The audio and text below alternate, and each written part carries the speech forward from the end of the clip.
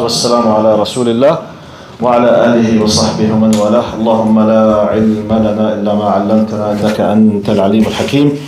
اللهم وتب علينا إنك أنت التواب الرحيم. سبحانك لا نحصي ثناء عليك أنت كما أثنيت على نفسك. أنت المقدم وأنت المؤخر وأنت على كل شيء قدير.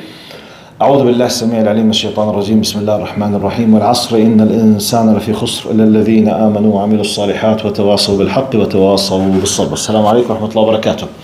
In the name of Allah subhanahu wa ta'ala, the most compassionate, the most merciful, all praise and thanks are due to Him, and peace and blessings be upon His beloved Prophet Muhammad sallallahu alayhi wasallam. He who is guided by the will of Allah, no one can misguide him, and he who is misguided, no one can guide him except Allah subhanahu wa ta'ala. We do bear witness that there is no God but Allah, and Muhammad is His messenger. Mumtaz, jazakallah khairan. This is the best thing you do. Yes, barakallah fikum. طيب, session number 29 today. Alhamdulillah.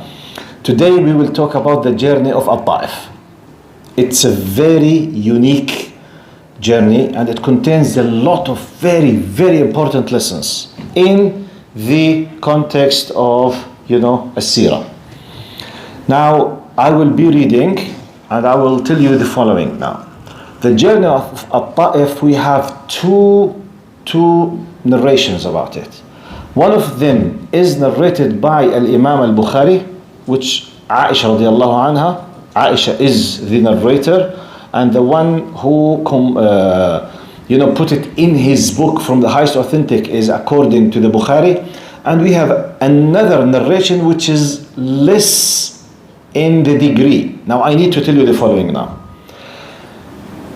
When we say narrated by Bukhari, then we say narrated by Muslim, then we say narrated by Abu Dawood, or narrated by An-Nasa'i, or Ibn Majah. You have heard maybe or something, we call it Al-Kutub Al-Sitta, for example, okay? Kutub Al-Sunan, or Kutub Al-Sihah, Sahih Ibn Hibban, Sahih Al-Bukhari, Sahih Muslim, Sunan Al-Tirmidhi, Sunan Abi Dawood. Not all of you are specialists to know what does this mean. Let me tell you the following, please. Now, when we say the narration is sahih, and we have another narrations less in sahih, or there is dispute about sahih, some people they might think it's acceptable and non-acceptable. No, it's not the case. I will give you a simple example. What do I mean by this? To make it the philosophy of the ahadith. Now, the degree of the hadith, how powerful, how authentic it is, it starts from 100%, 99, 97, 96, 95, 90, 89, percent. All of them, they are acceptable. We have highest degree of sahih. We have less the highest degree of sahih. We have medium degree of sahih. So when we say Sahih al-Bukhari, it's the highest degree.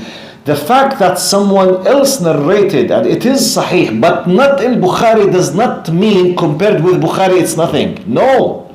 However, Bukhari decided to collect the top of the top of the top of the top.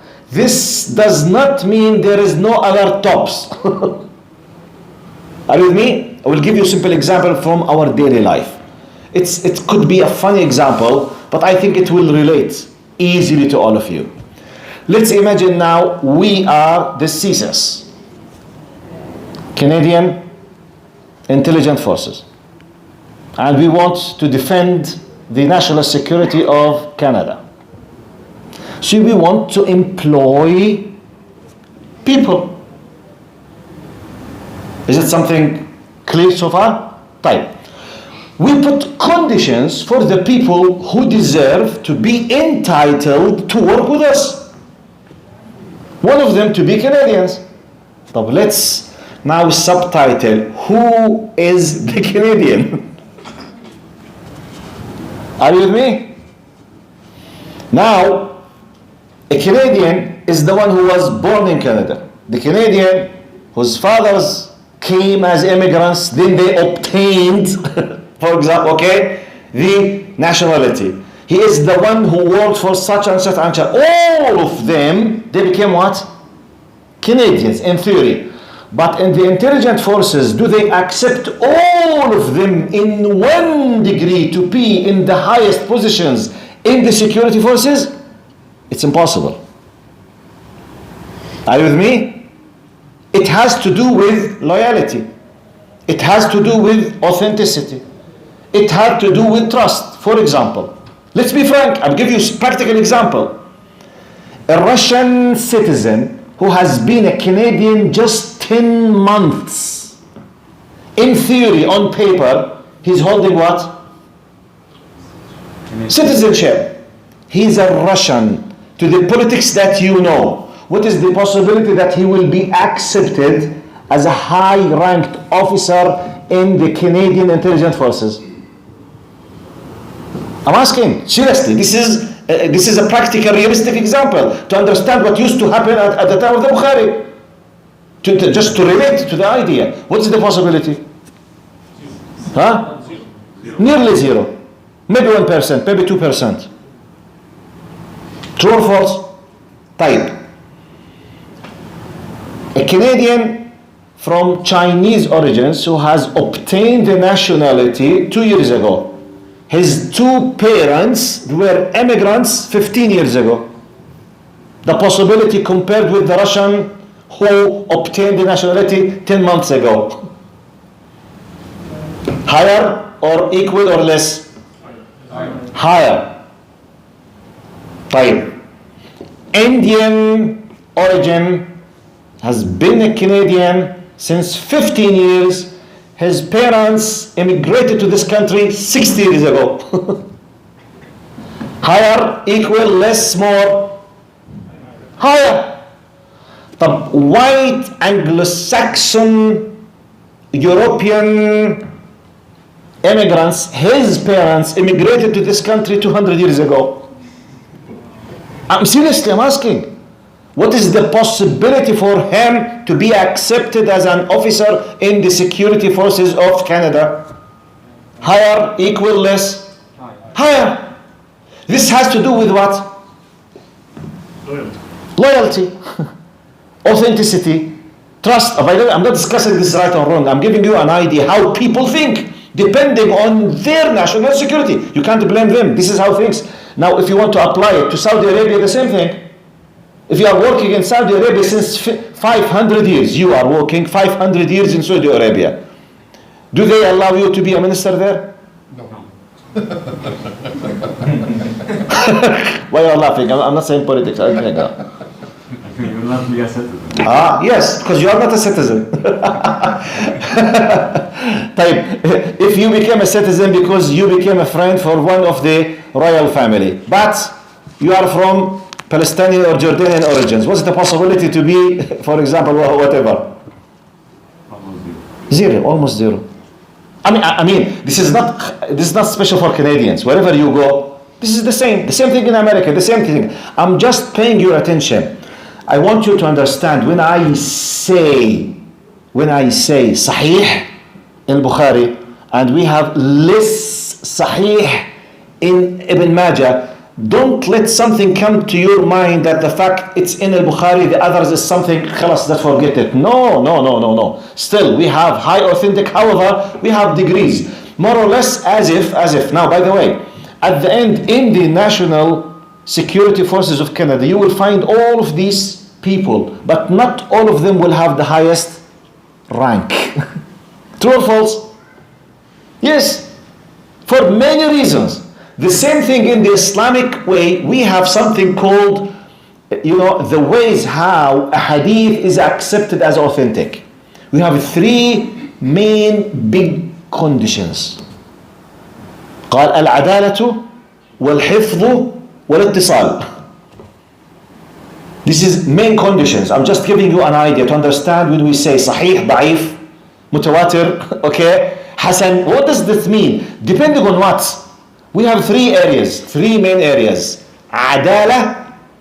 The Adala means it's a big terminology. It contains how honest he is, his reputation, how trustworthy he is. Okay, this person, it has many ethical attributes. If all of them are there, especially especially with his life, he is a person who is trustworthy, okay, and honest or not. Now, al-hifz, it has to do with the power of his memory, his age. For example, can we relate on someone in his, for example, 5 years old? He say, for example, when I was 4.5 years old, I remember my father, when he met Prophet Muhammad ﷺ, they were talking about the problem of al-jihad in something that, and he was just 4 years. Say no. A small child cannot bring these things from that age. Or for example, someone he was in 96 of his age and he started forgetting 90% of what he says. This has nothing to do with adala. It has to do with what? Hifz, which means the power and accuracy of the memorization. Then we have al-ittisal, which means has this person met that person in person or not? That's why we have something called mursal, munqata', okay? Something which means, for example, a tabi'i, when he says, قال رسول الله, a tabi'i did not meet Rasulullah. When he says, قال Rasulullah, without mentioning who said it from the Sahaba, by default, you will know that he has taken this from a Sahabi. But who is this Sahabi? When that person does not mention a Sahabi, they stop. They study his biography, his CV, his context. They discover that he was a very close, dedicated student, for example, for one of the Sahaba. And he used to say, قال Rasulullah, and it is known that he means he took it from Ibn Umar, he took it from Abu Bakr, he took it from whatever. They study another tabi'i, he used to hear it from some of the late Sahaba, he does not remember who are they, and they say, قال Rasulullah sallallahu alaihi wasallam. They study these things. Depending on that, highest level, low, medium, hasan, da'if. By the way, the word da'if does not mean it's a lie. There is a possibility that it was said by Prophet Muhammad ﷺ, but not very high. By the way, the lowest degree of da'if hadith is 100 times more powerful than anything in all the New Testament. Seriously, I'm speaking scientifically now. The lowest degree of da'if hadith is 10 times, 100 times, scientifically, academically, in our categories, is more powerful in terms of the authenticity than the Old and the New Testament. Because it depends on the science of narrations. It tells this person has done it, we have a problem. Then we have the mawdu', fabricated lie. Anyway, why I'm saying of this, now I will be mixing to you two narrations. One of them from the Bukhari, which has the highest level, then a lot of details in another Sahih with less level. Okay? So in that, your mind to be mixed up, why this does not mean Sahih, this is not Sahih, no. It's another level of Sahih, but less. But still, all in all, they are acceptable. Especially, we are narrating a historical event. We are not talking about haram and halal. By the way, the big difference, we needed to know these differences when the hadith that we are using has to do with haram and halal. Haram and halal, you take a judgment against someone. You will make like a judgment, like a court. Okay, we say he is doing haram, therefore you will judge him. So we need one of the highest level of sahih.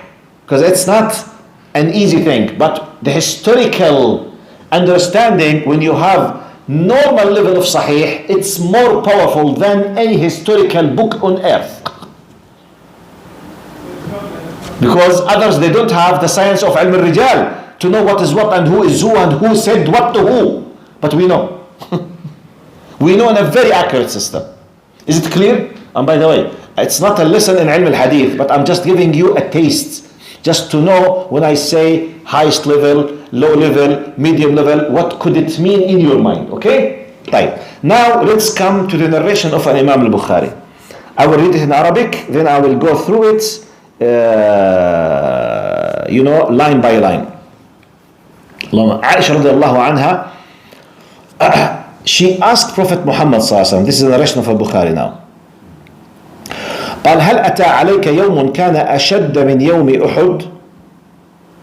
You know, Aisha, she used to ask Prophet Muhammad sallallahu alaihi wasallam. She said, Ya Rasulullah, have you met more difficult day than the Yom of Uhud? You know Uhud? Battle of Uhud? You know, it was really, really very difficult because, you know, for a certain time, they were about to lose control of everything. And they thought that Prophet Muhammad sallallahu alaihi wasallam was killed. And, you know, because of this, you know, they were, you know, protecting, you know, the back of the army. They thought that the battle is finished. They left their position. Then Khalid bin Walid radiallahu anhu at that time, he was the leader of the kuffar at that time. Then he came from behind the mountain and everything was upside down. And Prophet Muhammad was about to be killed. Actually, for a short time, it was spread that he was killed. And some of the Sahaba, he started just blaming themselves. Some of them, they lost control on themselves. Some of them, they said, okay, let you die as Prophet Muhammad sallallahu alaihi wasallam. So till they discovered, and just a small number, they stayed just protecting him. This was very difficult. He was injured in many different places of his body, sallallahu alaihi wasallam. So Aisha is asking Prophet Muhammad, Ya Rasulullah, have you ever met more difficult day than Uhud? Which means, from her point of view, she thought what? What is the peak of, was the most severe, painful event from her point of view? Uhud. So she was wondering, she was very clever. Was anything more difficult than Uhud? Then he started telling her, yes, actually, the incident of AlTaif. When this happened to him, she was not his wife at that time. Because it happened more or less around 9-10 of Al-Bi'tha, which means around 3 to 4 years before the Hijrah. Aisha became his wife after the Hijrah. So she did not witness that incident. So he said, قال لقد لقيت من قومك وكان أشد منهم يوم العقبة إذ عرضت نفسي على ابن عبد ليل. Now he mentioned a place next to AlTaif called Al-Aqaba. He said, when I exposed myself to such and such, he explained his name. قال فلم يجبني إلى ما أردت بل أغرى بي السفهاء وكشف سره لقريش فما نعته من العودة لمكة إلا بجوار رجل كافر اسمه المطعم بن عدي فانطلقت وأنا مهموم على وجهي فلم أستفق إلا بقرن الثعلب. Now the narration of Bukhari, he said, it was very brief. He said it was so difficult. I went to AlTaif for Ibn Abd Layl. They rejected me in a very tough way. They kicked me out. Then they made Quraysh aware that I was trying to connect with the people of AlTaif, which means, so they were very aggressive, Quraysh, to a degree that they prevented him from coming back to Mecca. قال, I was in a very difficult situation, as if I lost my conscience. قال فاستفقت بقرن الثعالب, which means, you know, it's like when you are walking, for example, if you made for example, like a light car accident. You did not injured, but you caused a lot of damage for someone, but alhamdulillah, no losses in lives. But you caused a lot of damage, the shock in your mind, you know, you were thinking about either the insurance, the money, what have I done, why, when. You don't feel in the time, okay? You don't know how many kilometers you were driving. You are out of time. This is the meaning. قال فلم أستفق إلا وأنا في قرن الثعالب, which means it was so difficult to me to a degree that I just found myself in an area called قرن الثعالب. قال فجاءني فرفعت رأسي فإذا أنا بسحابة قد أظلتني فنظرت فإذا فيها جبريل فناداني. Now he's talking about how Jibril alayhi salam came and he gave him a very special offer from Allah subhanahu wa ta'ala. I will stop here. I will mix now the missed point from the other Sahih narration, which was not mentioned in Al-Bukhari. Look what happened. In the other narration, the details, Prophet Muhammad sallallahu alaihi wasallam came in a very, very nice attitude, trying just to tell them about Islam. They had an idea, so the wicked people, the leaders of AlTaif, they prepared themselves very well, unfortunately, by preparing the very wicked, silly people they bring the kids and the slaves and they gathered them in the streets and they started stoning Prophet Muhammad sallallahu alaihi wasallam, with the stone. In the Arabic mentality, it's a big shame. Someone is coming to you as a guest. Actually, Arabs, in their culture, if someone came to you as a guest, even if you discover that he has already killed your son, you have no right in the culture to touch him because he's your guest. Can you imagine this? And you need to let him know that you want to fight him, you want to kill him, but you can't, just from the back do something to him. You can't. It's highly respectable. Plus, many people, they don't know that there's some kind of, kins and relations between some people of AlTaif and, Prophet Muhammad sallallahu alaihi wasallam, if I'm not mistaken, from his mother. Anyway, so it's Arabic ties, culture, respect, and he was there just to speak with them. So they decided to be very tough with him, and they pushed the slaves and the kids to stone Prophet Muhammad sallallahu alaihi wasallam. They were kicked out, and to a degree he used to bleed. His body started bleeding because of, you can imagine how difficult it was. Can you imagine you've been stoned till you started bleeding? Which means really, really very difficult, very painful. Zayd bin Haritha, he was accompanying him, the Sahabi, who used to be called Zayd bin Muhammad, then Zayd bin Haritha. Now, when they were kicked out, he came to the most important part of this journey. Or actually, we have two big things in this. He came to like a garden for two of the non-believers. And they had a servant, slave, his name is Abbas. Abbas was from Iraq and he was a Christian. He was like a servant slave. So they felt, because he was bleeding, it was very difficult. He sat there and he made the very famous dua. And this dua, wallahi, I urge every one of you to memorize it and to use this dua. I will say the dua in Arabic. How many of you understand the Arabic language? Can you raise up your hands just to see the possibility of how many of you will understand in Arabic? Okay. Now, I will say it in Arabic, then I will give the spirit in English because I can't translate the dua exactly. It's really very difficult.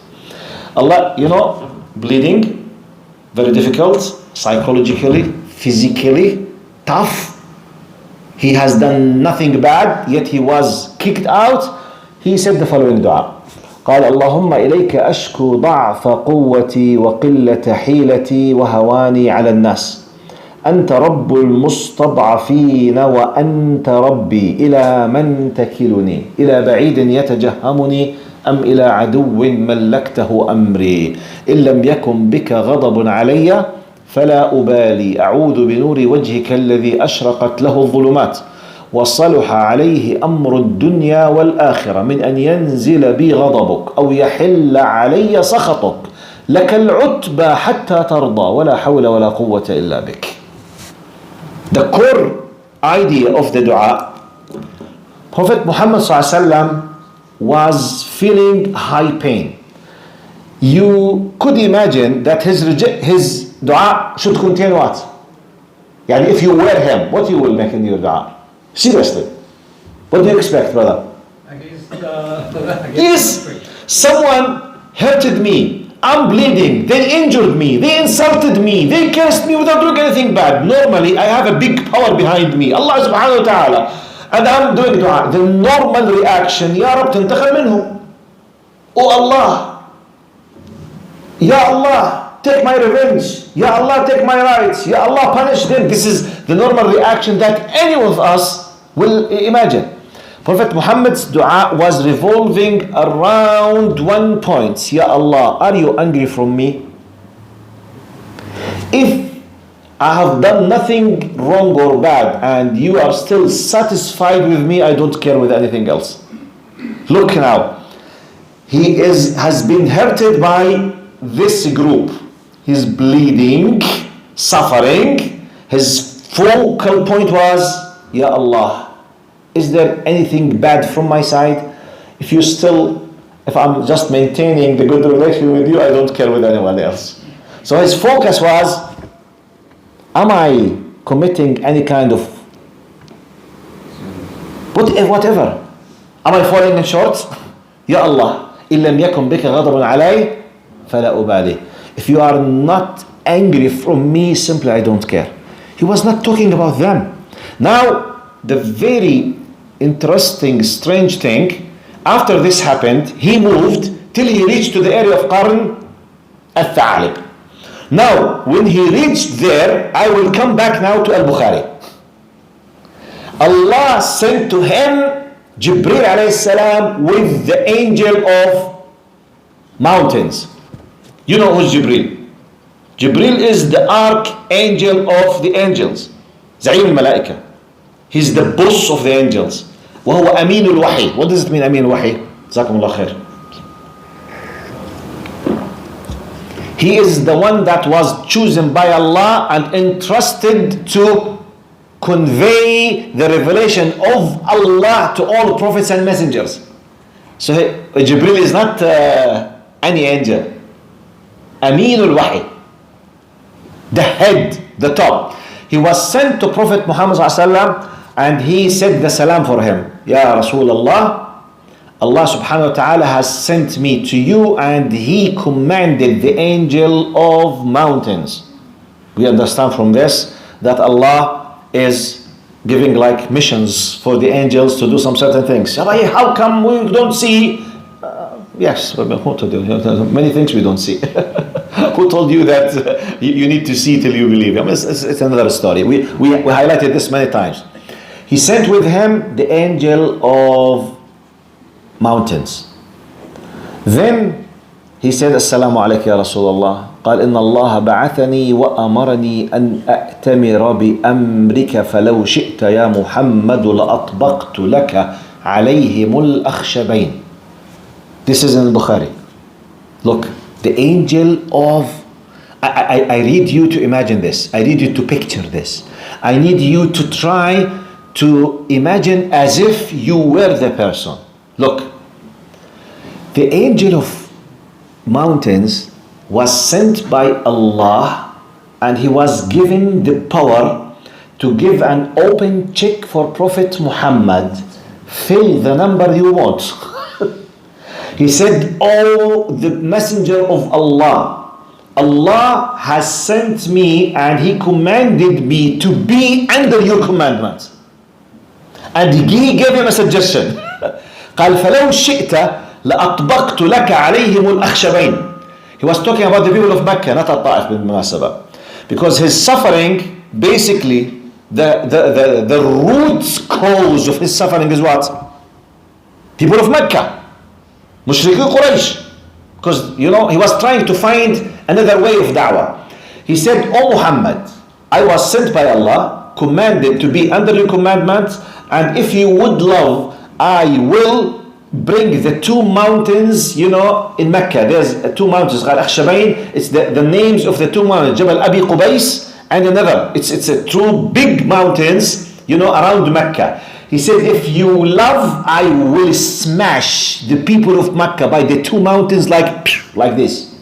I will smash them. Wallahi, if I were him, I think I will not hesitate 1 second. Can you imagine? The mightiest power in the universe has sent his power to you, giving you an open check. Just take the decision you want.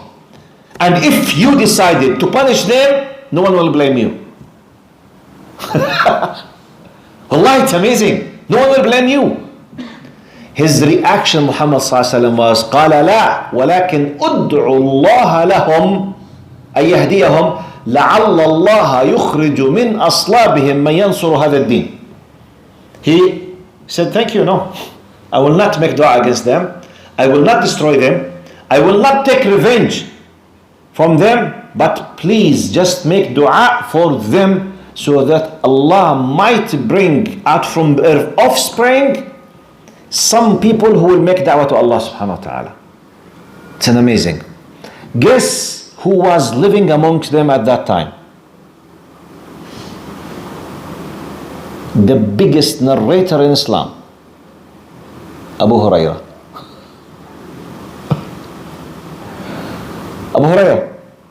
Abu Hurairah from that area. Can you imagine?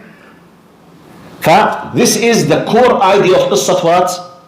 AlTaif. So if we have like a big three areas where he went there, he was hurt, kicked out in a very tough way.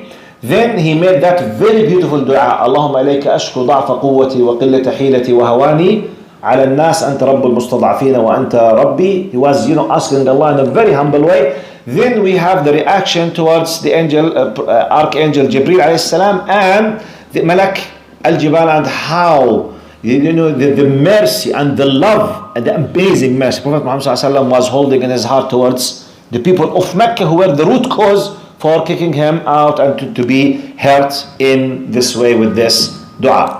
Now, just to give you parts of the text, I will read what I have already explained, then I will finish the lesson, inshallah, bi'idhnillah. Because next time, if Allah will, inshallah, bi'idhnillah, we stayed alive, we will start talk about Rihlat al-Isra wal-Mi'raj.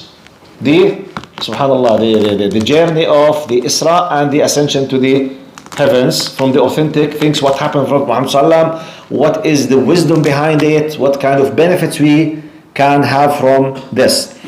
قال اللهم صل على سيدنا محمد. قال فرفعت رأسي, I just lost my control at a certain place. I just raised up my head. فإذا أنا بسحابة قد أظلتني. There is a cloud that is covering me. قال فنظرت فإذا فيها جبريل. I saw Jibreel inside of this cloud. فقال إن الله عز وجل قد سمع قول قومك لك. Allah has heard what your people is saying to you, what happened to you. قال قد بعث إليك ملك الجبال لتأمره بما شئت. And he has sent the angel of mountains to command him in whatever you would love to command. قال فناداني ملك الجبال وسلم علي ثم قال. So he called me, the angel of mountains, and he said the salam for me. I say, Ya Muhammad, inna Allah qad sami'a qawla qawmak. Allah has heard what they have said to you. Wa ana malakul jibal wa qad ba'athani rabbuka ilayka lita'murani bi amrik. I am the angel of the mountains, and I was sent by your Lord so that you command me in whatever you want to command. قال فما شئت إن شئت أن أطبق عليهم الأخشبين. Which means if you want, I will smash them with the two mountains. This is the core idea of, and of course here I have 3 full pages in with the font size of maybe 11, which if I read them it could take me this lesson 3 sessions. So I gave you the core idea of the whole story of AlTaif. When you remember it, please remember the following lessons. Number 1, the fact that you are doing the good, saying the truth, does not mean everyone from the other side will be welcoming. Don't relate these two things together. I'm doing right, Allah knows that I'm a good person, by default people will be happy and welcoming me. No. You will have evil people, bad people. This is the nature of life. Number 1. Number 2, as a da'iyah, please do your best to follow the footsteps of Prophet Muhammad ﷺ by having the highest level of possible mercy in your heart. When someone deals in a bad attitude with you, don't make a bad reaction. As I know, we are human beings. I know we can't control ourselves 100% all the time. But please, the role model is Prophet Muhammad ﷺ. He was bleeding, he was insulted, he was cursed. Yet his dua was focusing on whether he is insured, and when he was given the opportunity, he was making dua for them. Another lesson, please, when you face sorry. Oh, لا كان طافي على فكرة هذا طافي كمان والله؟ يا هذا مطفي. طب تضغطوا معلش كمان مرة، شوف جرب بلكي بياخد له ثواني. راح ناخذها منك بالاخير شكله. شغال؟ طيب خلينا نكمل كمان دقيقة. just few minutes ونخلص. طيب شكل الصوت كان رايح. طيب اقول لك ابو عمر معلش بعد اذنك بس تشيل السماعة. خلص خليها اخذ وتقرب لي الموبايل معلش. نلغي السماعة تماما بعد اذنك. الله يكرمك. شكرا جزيلا. وبناخذ المادة منك ها؟ ان شاء الله. الله يسعدك. شكرا. احسن. We just a few minutes left. What I was saying.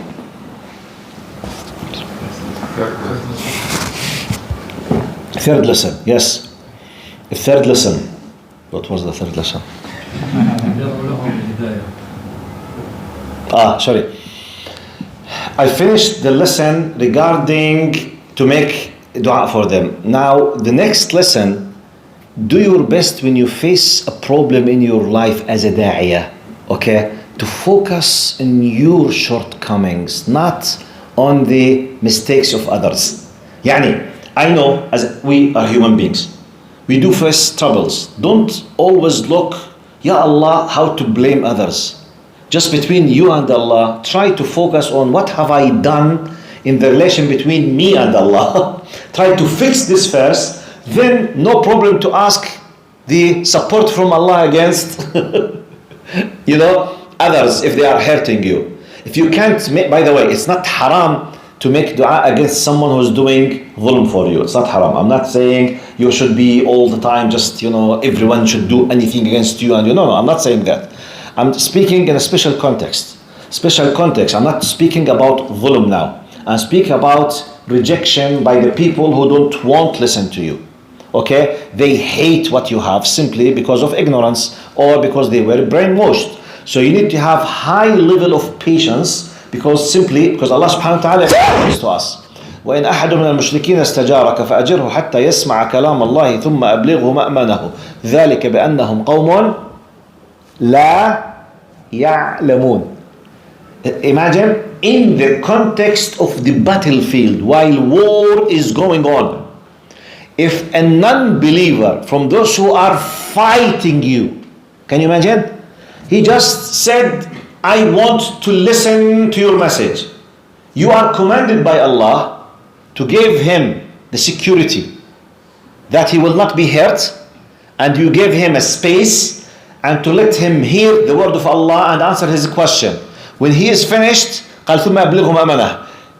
Give him like a secured place to protect himself, then go again to the war, and he might be killed next time, or he kills you. Yet you are commanded to give him full protection to listen to the haqq. Why? قال ذلك بأنهم قوم لا, because they don't know. So the context of da'wah, you should be expecting that normally most of the people, they don't know. It's not just they don't know, actually they are brainwashed against you. So if you don't have patience, you don't have mercy, sympathy, okay, to try to fill the gap of the misunderstanding, everything will be against Islam. This is apart from an enemy is trying to do injustice for you and attacking you. No, go use all legal ways to protect yourself and take him to the court and try to defend and try to punish him legally in a legal way without hurting anyone. No problem. This is another thing. I'm speaking in the context of da'wah. Okay, for anyone. You will be rejected, yes. Some people might make fun of you, yes. But steadfast, be proud of what you have, give a smile, be patient, do your best, try to make benefit of any opportunity. To a degree, wallahi, and let me finish by this story. And this story happened, subhanallah, the core point of the story happened many times. But today's story, I just was listening. It happened in Saudi Arabia, I think in Riyadh. They told that in one of the areas, there was a great palace for someone who is like a multimillionaire. But he does not like practicing Muslims. He's a Saudi brother from Riyadh, but he does not love the people of the masjid. So it happened that next to him, a group of people, they took the permission, the license to build a masjid. He used to hate the Musallin. He does not like masjid. He does not like the Muslim, anything. So he did his best to reject in the city against the license. He could not. So all the time he's complaining, to the city, to the police, for anything. He wants just to let them out. So he hates them. Now they finished building everything in the masjid. They were about you want to put the carpet like ours. So they calculated how much they need. They say 160,000 riyals.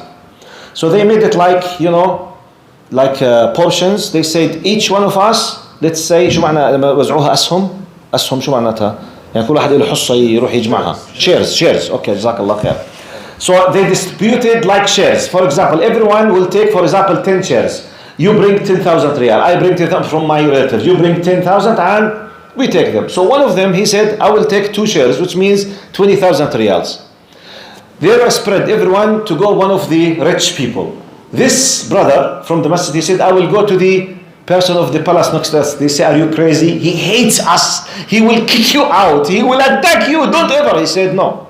Wallah, it's for the sake of Allah. I will do my best. Maybe Allah will give him the azr. He does not pray. And he hates the musallin. But he is the neighbor of the masjid. He went to him. He asked the servant, I said, can I speak? Yes, he came. What do you want? I am from your neighbors. Okay. What do you want? He said, the masjid al-Kaaba, he said, okay, open your hand. He thought that he would give him our money. When he opened his hand, he came like this, and he spat in his hand. He went like this. Okay, take it. Yalla, go. Can you imagine? This is what he did. Look what the brother did. He took this spat and he closed it like this. He said, okay, this is for me. Now I need the money for Allah. This is for me. This spit is for me. I accept it. Thank you. Jazakallah khair. I need you to support the masjid of Allah now. What you will give me for Allah? The other one, he was just freezed. He could not utter one single word. He kept silent for, let's say, 1-2 minutes, not able to understand what happens. He said, how much do you want? He said, actually, I need 20,000. He said, what is the total amount? He said, 160. He went and gave him 160. And he became from the best musallin in the masjid. Now, the core points. Imagine, wallahi, I'll be honest, imagine someone spit in your face and say, okay, this is for me, what is for Allah? Oh my God. And by the way, this used to happen many times with the people of the Tablighi Jama'at al-Da'wah. It's very, very well known with them. They used to go speak with the drunk people in nightclubs. They speak like this in their faces. They say, okay, thank you, Jazakallah khair. Wallah, I'm very happy that part of the blessed, part of my brother is in my face. But please come with me to the masjid. They became crazy. Say, what kind of people you are? Because simply they went for the sake of Allah. The ego is not working now. Personal ego. It's not there. I'm not saying they don't feel angry. No. They are controlling their anger for the sake of Allah. This is the point, by the way. Don't think that these people, they don't feel. They do. It's like, by the way, anyone of you who would love to respect Allah's commandments with his parents. Now, practically, is it true that every mom and dad are angels? I'm asking. No. It's a very difficult question now, okay? If we have kids with parents, please close your eyes. Okay, kids, answer very quickly. The answer definitely is no. Not every mom and dad is an angel. Is it true that some of the parents, some of them really are tough and bad and they do injustice? Yes. But what is the Islamic teachings with this regard? وَقَضَى رَبُّكَ أَلَّا وَبِالْوَالِدَيْنِ إِحْسَانًا and وَلَا تَقُلْ لَهُمَا أُفٍّ فَلَا تَقُلْ وَلَا تَقُلْ لَهُمَا أُفٍّ وَلَا تَنْهَرْهُمَا and وَإِنْ جَاهَدَاكَ عَلَىٰ أَنْ تُشْرِكَ بِي, which means it's amazing. You can't imagine. If they were tough, bad, attacking you, non-believers, making fun of your faith, attacking your faith, doing their best to make you a kafir, you have no right to be bad or tough with them, and you must respect them and be nice with them. طيب, if you are a normal human being inside, do you feel angry or not? Can you imagine your father is insulting Allah in your face? Or saying bad things against Muhammad sallallahu alaihi wasallam? Is it easy? It's not easy. You feel bad. You have anger. But as a true da'iyah, for the sake of Allah, you will control yourself by patience for the sake of Allah. It's not that you don't feel. You feel, but you control for the sake of Allah. Is this true or not? This is the reality. This is the difference between someone who decided to submit himself to Allah and someone else who decided to submit himself to the God of his personal self. أَفَرَأَيْتُمْ مَنِ اتَّخَذَ إِلَهَهُ هَوَاهُ, which means my ego is the priority. Anyone, and I met people from this kind, they say, Wallahi, I don't care. Father, mother, karamti awalan. If he said one word, Wallahi, I will charge. طيب حبيبي ماشي, okay, do it. But especially the Arabs, I say, I wish if you use the same attitude with the mukhabarat in your country. Arnab. Yes. He does not dare to use the same attitude with the intelligent forces. But with his parents, karamti awalan. Hypocrites. Wallahi. Coward hypocrites. Anyway, this is the lessons. If you have a question, for me I finished today's lesson. Next time inshallah, we'll start doing Isra al-Mi'raj. On the journey of AlTaif, do you have any question? تفضل. قلت أطبق عليهم الأخشبين. قلت إنه يقصد أهل مكة ولا يس أهل مكة يعني. فلما دعا إنه لا يخرج من أصلابه نعم. على أهل الطائف نعم. ولا لأهل مكة؟ لأهل مكة. بس أنا طبعا جزاك الله خير فعلا يعني أنا لا معك حق فعلا الله يجزيك الخير.